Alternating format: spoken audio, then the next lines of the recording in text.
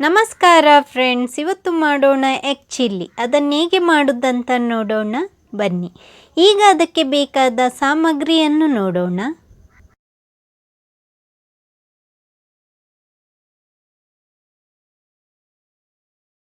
ಬ್ಯಾಡಗಿ ಮೆಣಸು 8, ಶುಂಠಿ ಸಣ್ಣಗೆ ಹೆಚ್ಚಿದ್ದು, ಬೆಳ್ಳುಳ್ಳಿ ಸಣ್ಣಗೆ ಹೆಚ್ಚಿದ್ದು, ಈರುಳ್ಳಿ 1 ದೊಡ್ಡದ್ದು, ಟೊಮೆಟೊ 1, ಕಾಯಿಮೆಣಸು 2, ಕ್ಯಾಪ್ಸಿಕಮ್ ಅರ್ಧ, ಕಾರ್ನ್ಫ್ಲೋರ್ 4 ಚಮಚ, ಮೈದಾ 3 ಚಮಚ, green chilli sauce, soya sauce, red chilli sauce, ಕೊತ್ತಂಬರಿ ಸೊಪ್ಪು ಸಣ್ಣಗೆ ಹೆಚ್ಚಿದ್ದು.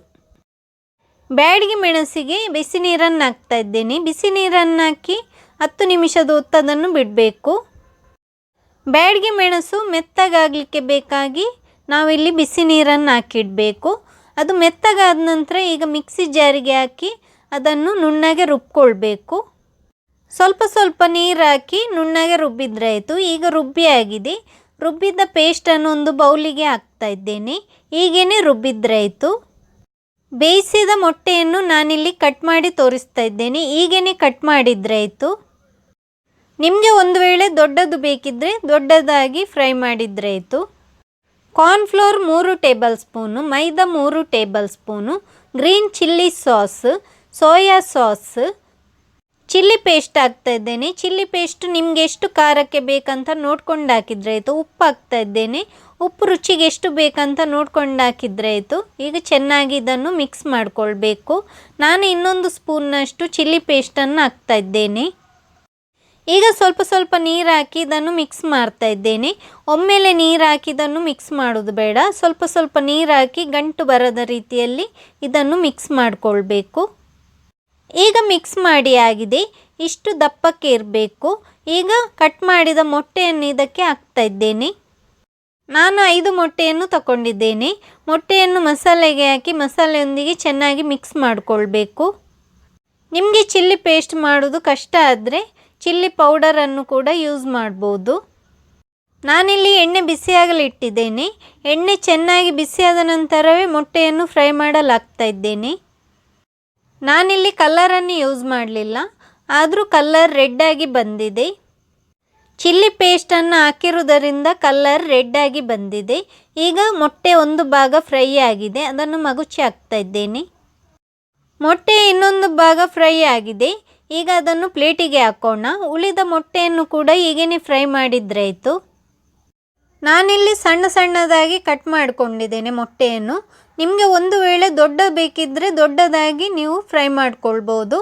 ಆದರೆ ಸಣ್ಣ ಸೈಜಲ್ಲಿದ್ದರೆ ಅದು ಚೆನ್ನಾಗಿ ಕಾಣುತ್ತೆ. ಈಗ ಉಳಿದ ಮೊಟ್ಟೆ ಕೂಡ ಫ್ರೈ ಆಗಿದೆ. ಅದನ್ನು ಪ್ಲೇಟಿಗೆ ಹಾಕ್ತಾ ಇದ್ದೇನೆ. ಈಗ ಒಂದು ಬಾಣಲೆ ಇಟ್ಟು ಅದಕ್ಕೆ ಸ್ವಲ್ಪ ಎಣ್ಣೆ ಹಾಕ್ತಾ ಇದ್ದೇನೆ. ಎಣ್ಣೆ ಬಿಸಿಯಾದ ನಂತರ ಅದಕ್ಕೆ ಬೆಳ್ಳುಳ್ಳಿಯನ್ನು ಹಾಕ್ಕೊಳ್ಬೇಕು. ಹಾಗೆಯೇ ಶುಂಠಿ, ಅದನ್ನು ಸ್ವಲ್ಪ ಹೊತ್ತು ಫ್ರೈ ಮಾಡಿಕೊಳ್ಬೇಕು. ಶುಂಠಿ ಮತ್ತು ಬೆಳ್ಳುಳ್ಳಿಯನ್ನು ಸ್ವಲ್ಪ ಹೊತ್ತು ಫ್ರೈ ಮಾಡಿದ ನಂತರ ಈರುಳ್ಳಿಯನ್ನು ಹಾಕ್ತಾ ಇದ್ದೇನೆ. ನಾನು ಒಂದು ದೊಡ್ಡ ಈರುಳ್ಳಿಯನ್ನು ಇಲ್ಲಿ ತಗೊಂಡಿದ್ದೇನೆ. ಒಂದು ವೇಳೆ ಈರುಳ್ಳಿ ಸಣ್ಣದಿದ್ದರೆ 2 ಈರುಳ್ಳಿಯನ್ನು ಹಾಕ್ಕೊಳ್ಬೇಕು. ಟೊಮೆಟೊ ಹಾಕ್ತಾ ಇದ್ದೇನೆ. ಟೊಮೆಟೊ ಹಾಕ್ಕೊಳ್ಬೇಕಂತ ಏನಿಲ್ಲ, ಬೇಕಿದ್ದರೆ ಹಾಕ್ಕೊಳ್ಬೋದು. ಕಾಯಿಮೆಣಸನ್ನು ಹಾಕ್ತಾ ಇದ್ದೇನೆ. ಕಾಯಿಮೆಣಸನ್ನು ಹಾಕಿ ಸ್ವಲ್ಪ ಹೊತ್ತು ಹುರ್ಕೊಳ್ಬೇಕು. ಕ್ಯಾಪ್ಸಿಕಮನ್ನು ಹಾಕ್ತಾ ಇದ್ದೇನೆ. ಅದನ್ನು ಕೂಡ ಸ್ವಲ್ಪ ಹೊತ್ತು ಹುರ್ಕೊಳ್ಬೇಕು. ಈಗ ಗ್ರೀನ್ ಚಿಲ್ಲಿ ಸಾಸನ್ನು ಹಾಕ್ತಾ ಇದ್ದೇನೆ. ಸೋಯಾ ಸಾಸ್ ಹಾಕ್ತಾ ಇದ್ದೇನೆ. ಹಾಗೆಯೇ ರೆಡ್ ಚಿಲ್ಲಿ ಸಾಸ್ ಹಾಕ್ತಾ ಇದ್ದೇನೆ. ಅದನ್ನು ಕೂಡ ಚೆನ್ನಾಗಿ ಹುರ್ಕೊಳ್ಬೇಕು. ಸಾಸನ್ನು ಸ್ವಲ್ಪ ಹೊತ್ತು ಎಣ್ಣೆಯಲ್ಲಿ ಹುರ್ಕೊಳ್ಳೋದರಿಂದ ಒಳ್ಳೆ ಟೇಸ್ಟ್ ಬರುತ್ತೆ. ಈಗ ರೆಡ್ ಚಿಲ್ಲಿ ಪೇಸ್ಟನ್ನು ಹಾಕ್ತಾ ಇದ್ದೇನೆ. ನಿಮಗೆ ಖಾರಕ್ಕೆ ಎಷ್ಟು ಬೇಕಂತ ನೋಡ್ಕೊಂಡು ಹಾಕಿದರೆ ಆಯಿತು. ಅದನ್ನು ಕೂಡ ಚೆನ್ನಾಗಿ ಎಣ್ಣೆಯಲ್ಲಿ ಹುರ್ಕೊಳ್ಬೇಕು. ಈಗ ಸ್ವಲ್ಪ ನೀರು ಹಾಕ್ತಾ ಇದ್ದೇನೆ. ಜಾಸ್ತಿ ನೀರು ಹಾಕ್ಕೊಳ್ಳೋದು ಬೇಡ. ಸ್ವಲ್ಪ ನೀರು ಹಾಕ್ಕೊಂಡು ಮಸಾಲೆಯನ್ನು ಅದರಲ್ಲಿ ಚೆನ್ನಾಗಿ ಹುರ್ಕೊಳ್ಬೇಕು. ನೀರು ಹಾಕಿ ಹುರ್ಕೊಳ್ಳೋದರಿಂದ ಮಸಾಲೆ ಚೆನ್ನಾಗಿ ಸೆಟ್ ಆಗುತ್ತೆ. ಈಗ ಉಪ್ಪು ಹಾಕ್ತಾ ಇದ್ದೇನೆ. ಸ್ವಲ್ಪ ಉಪ್ಪು ಹಾಕಿದರೆ ಸಾಕು. ಸಾಸಿನಲ್ಲಿ ಉಪ್ಪಿರುತ್ತೆ, ಅದಕ್ಕಾಗಿ ಸ್ವಲ್ಪ ಉಪ್ಪು ಹಾಕಿ ಚೆನ್ನಾಗಿ ಮಿಕ್ಸ್ ಮಾಡಿಕೊಳ್ಬೇಕು. ಈಗ ಫ್ರೈ ಮಾಡಿದ ಎಗ್ಗನ್ನು ಹಾಕ್ತಾ ಇದ್ದೇನೆ. ಎಗ್ಗನ್ನು ಹಾಕಿ ಚೆನ್ನಾಗಿ ಮಿಕ್ಸ್ ಮಾಡಿಕೊಳ್ಬೇಕು. ಸ್ವಲ್ಪ ಹೊತ್ತು ಎಗ್ಗನ್ನು ಹುರ್ಕೊಂಡ ನಂತರ ಕಾರ್ನ್ಫ್ಲೋರ್ನ ನೀರನ್ನು ಹಾಕ್ತಾ ಇದ್ದೇನೆ. ಸ್ವಲ್ಪ ನೀರಿಗೆ ಅರ್ಧ ಚಮಚದಷ್ಟು ಕಾರ್ನ್ಫ್ಲೋರನ್ನು ಹಾಕಿ ಮಿಕ್ಸ್ ಮಾಡಿ ಆ ನೀರನ್ನು ಹಾಕ್ತಾ ಇದ್ದೇನೆ. ಕೊತ್ತಂಬರಿ ಸೊಪ್ಪು ಹಾಕ್ತಾ ಇದ್ದೇನೆ. ಈಗ ಎಗ್ ಚಿಲ್ಲಿ ರೆಡಿಯಾಗಿದೆ. ಅದನ್ನು ಪ್ಲೇಟಿಗೆ ಹಾಕೋಣ.